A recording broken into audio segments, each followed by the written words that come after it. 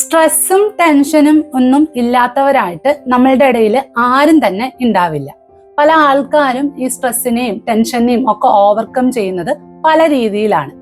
അടുത്തിടെ എൻ്റെ അടുത്ത് വന്നൊരു ക്ലയന്റ് എന്നോട് പറഞ്ഞത്, എനിക്ക് ടെൻഷൻ വരുമ്പോൾ ഞാൻ ആൽക്കഹോൾ യൂസ് ചെയ്യും, അപ്പൊ എൻ്റെ ടെൻഷൻ മാറുന്നതാണ്. ഇതൊരു തരത്തിലുള്ള വളരെ നെഗറ്റീവായിട്ടുള്ള ഒരു മാലഡാക്റ്റീവ് കോപ്പിംഗ് സ്ട്രാറ്റജിയാണ് സ്ട്രെസ് അല്ലെങ്കിൽ ടെൻഷൻ ഓവർകം ചെയ്യാനുള്ളത്. പക്ഷെ റിയലി അവർ വലിയൊരു കെണിയിലോട്ടാണ് പൊക്കോണ്ടിരിക്കുന്നതെന്ന് അവർക്ക് മനസ്സിലാവുന്നില്ല. നമ്മളൊരു ടെൻഷൻ അല്ലെങ്കിൽ സ്ട്രെസ് ഒക്കെ വരുമ്പോൾ ആൽക്കഹോൾ യൂസ് ചെയ്യുമ്പോൾ നമ്മുടെ ശരീരത്തിൽ നടക്കുന്നത് നമ്മളുടെ തലച്ചോറിന്റെ പ്രവർത്തനത്തിന്റെ വേഗത കുറയുക എന്നുള്ളതാണ്. അതുകൊണ്ട് തന്നെ നമുക്ക് ആ സമയത്ത് ഈ ടെൻഷൻ ഉണ്ടാക്കിയ കാര്യങ്ങളെ കുറിച്ചോ സിറ്റുവേഷനെ കുറിച്ചോ ഒന്നും ചിന്തിക്കാൻ പറ്റില്ല.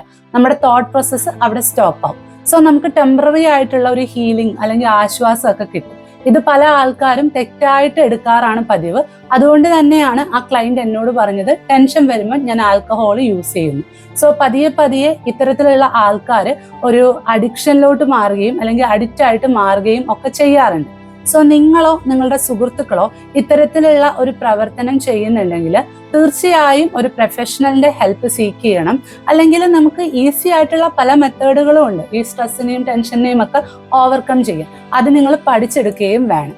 ശരിക്കും പറഞ്ഞാൽ നമ്മൾ തീ അണയ്ക്കാൻ വെള്ളം ഒഴിക്കുന്നതിന് പകരം പെട്രോൾ ഒഴിക്കുന്ന രീതിയാണ് ഈ ടെൻഷൻ വരുമ്പോൾ അത് മാറ്റാൻ വേണ്ടി ആൽക്കഹോൾ യൂസ് ചെയ്യുന്നത്. ഇതിന്റെ പിന്നിൽ ഒരു തിയറി ഉണ്ട്. ആ തിയറിനെ നമ്മൾ പറയുന്നതാണ് ടെൻഷൻ റിഡക്ഷൻ ഹൈപ്പോത്തിസിസ് എന്നൊക്കെ. സോ നിങ്ങളോ നിങ്ങളുടെ സുഹൃത്തുക്കളോ ഇത്തരത്തിലുള്ള പ്രവൃത്തികൾ ചെയ്യുന്നുണ്ടെങ്കിൽ തീർച്ചയായും ഒരു ഹെൽപ്പ് സീക്ക് ചെയ്യുക, അല്ലെങ്കിൽ ആരോടെങ്കിലും തുറന്ന് സംസാരിക്കാൻ ശ്രമിക്കുക. ഹെൽത്തി ആയിട്ടുള്ള കോപ്പിംഗ് സ്കില്ലുകൾ യൂസ് ചെയ്യാൻ പഠിക്കുക. നിങ്ങളുടെ മാനസിക ആരോഗ്യം സംരക്ഷിക്കുക.